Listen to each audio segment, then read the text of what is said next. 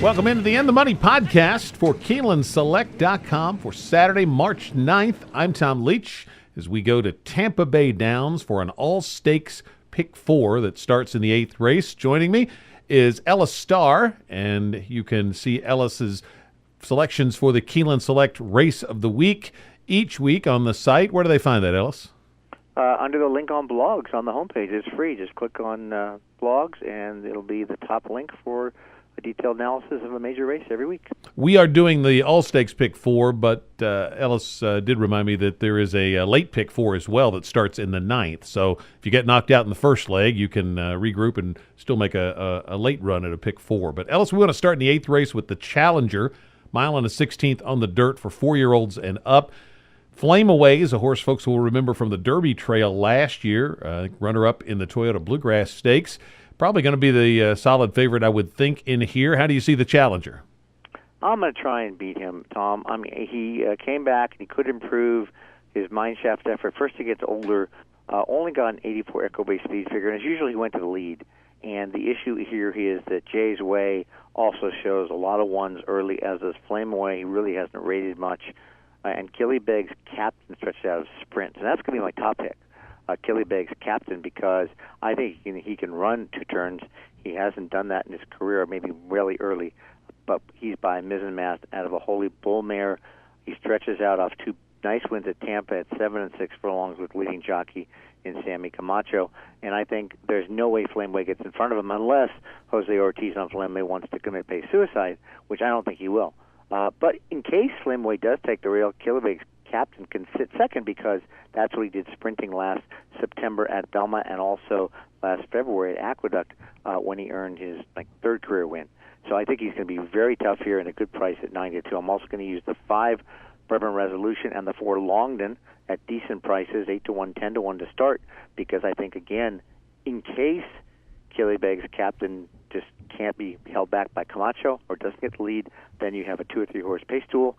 Bourbon Resolution from the same folks that brought us Bourbon War last week, that was running huge late in the Fountain of Youth. Just won at Gulfstream at a mile. He won at 9 furlongs last June, so coming back from 6 months, almost 8 months off, he won nicely, and he's coming off a pretty good 103 echo-based effort. Should improve second time off that long layoff. And Longdon rallied from 10th to 2nd, beating the neck on the turf, and 2 before that won at Tampa on the main track. So I'm going to use these 3. Killybegs Captain, 3, 4 Longdon, 5 Bourbon Resolution. Yeah, I ended up on the same ones, really. I'm going to try to beat Flame Away, too. Looks like Killybegs Captain has really blossomed down at Tampa, and that's a little bit of a different type of surface, so when a horse really takes to it, I think that's always noteworthy. Making the second start off a layoff, so could improve off that last one. I'll have to put Flame Away on my pick 4 ticket as well. I thought Bourbon Resolution was the next one on my pecking order as well. I thought it was a really impressive race last time in the first time out for the year, and improvement off that on a stretch out could make that one dangerous. So I added him to the ticket as well. I'm going to go 3 deep when we get to the pick 4, but I'm going to take Killybegs Captain to try to upset Flame Away here as well. 9th race is the first of 3 graded stakes. It's the Grade 2 Hillsboro. Fillies and mares 4 and up, going a mile and an 1/8 on the turf. And I'm going to flip a coin between the 2 Chad Browns in here. Use them both in the pick 4. I'm going to take On the Moon again. Second in a Grade 1 last fall, and I thought that was noteworthy in this field.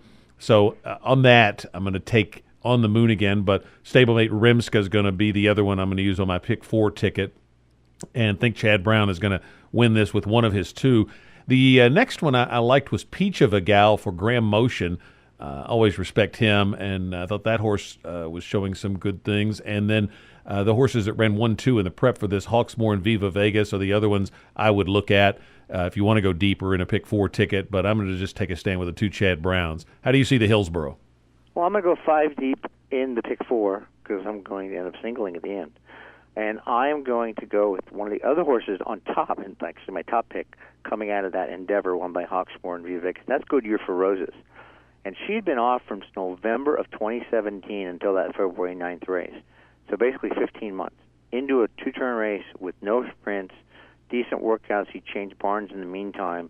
And the fact that she ran 4th at 10 and was coming from 9th to 4th, I think bodes very well for her. She was 4 wide at the quarter pole, 3 wide in the backside. She's still going to be wide.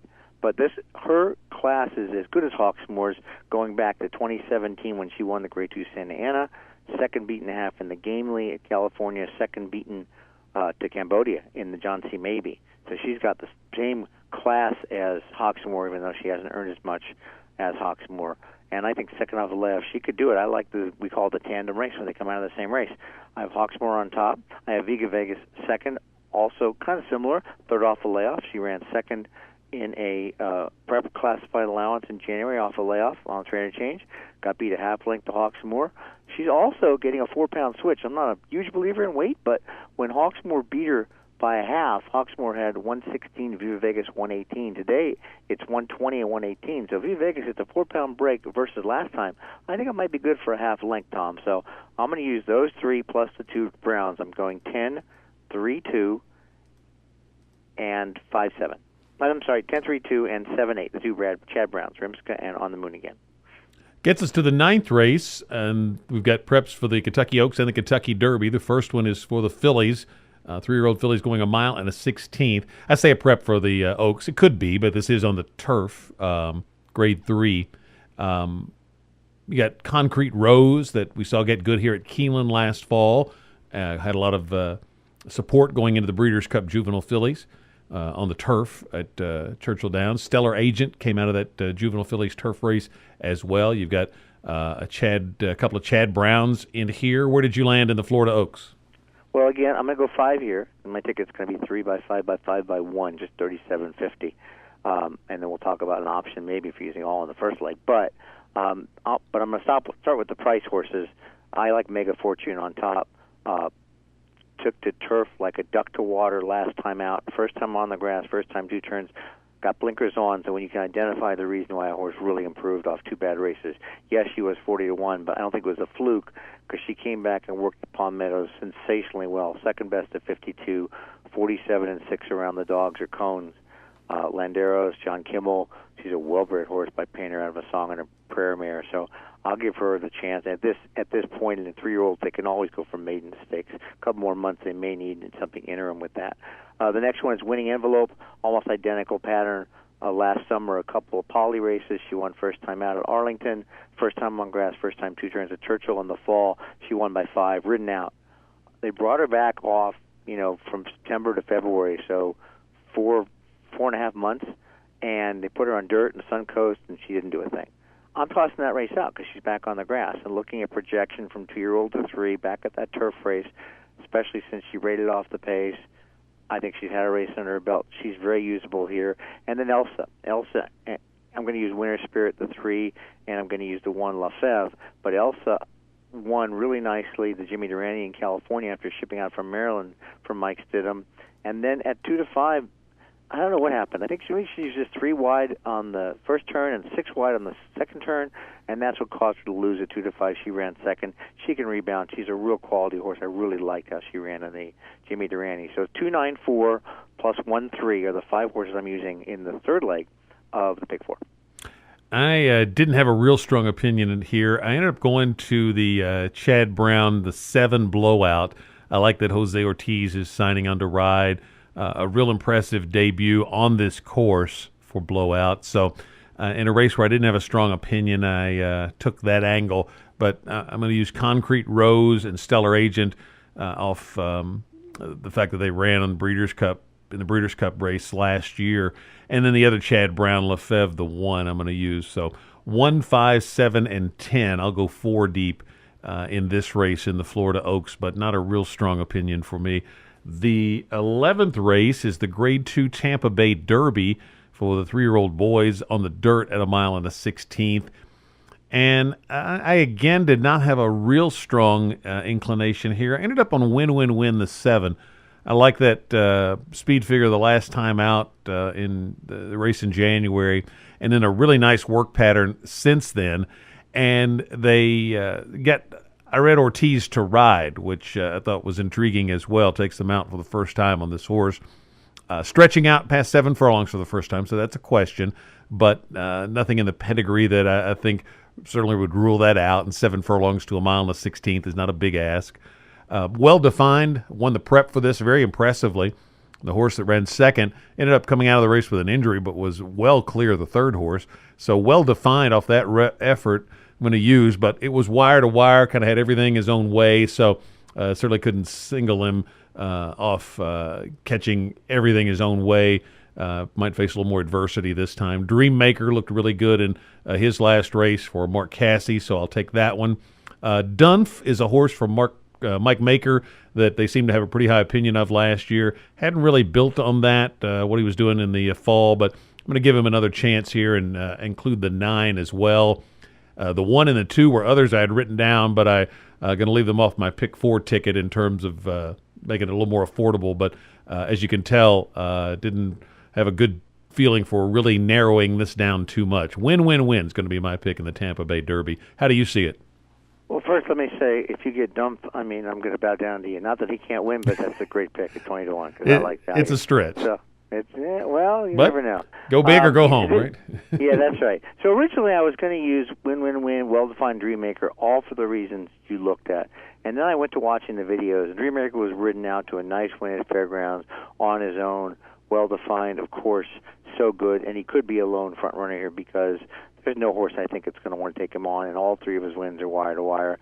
But I went and looked at win-win-win. I watched his races, and I noted the chart caller's comments, awkward break and step slow.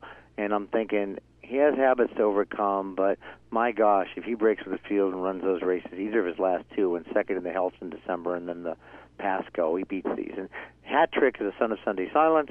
His sire, his dam, is a daughter of Smarty Jones. You got Derby winners on both sides. And the workouts, as you said, phenomenal. The Equibase figure was 113, which towers over these. I'm going to single win-win-win here on this pick 4. I could go 3 deep, but I just think he stands out, and I'm going to mess around with some trifectas when it comes to real play, but I think win-win-win is a standout here. I can't see, unless someone really runs well, particularly with well-defined out there going 47 and 111 again, I think Irad Ortiz, I think they took this mount because they want a legitimate Derby horse, and they may have one here. And maybe we'll see some of these horses come back in the Toyota Bluegrass in early April on opening weekend at Keeneland. Certainly I've seen that angle before. Those points are going to be very important as we get down there with was it 50 per second? It's going to be very important because we're getting down to the strategy part where people think, I got to get these extra points in. Ellis, appreciate you pinch hitting for Jim this week. Good luck with your selections on the Saturday card. Again, you can find Ellis's analysis of the Keeneland Select Race of the Week under the blogs tab at KeenelandSelect.com. For Ellis Starr, I'm Tom Leach, and this is the In the Money Podcast.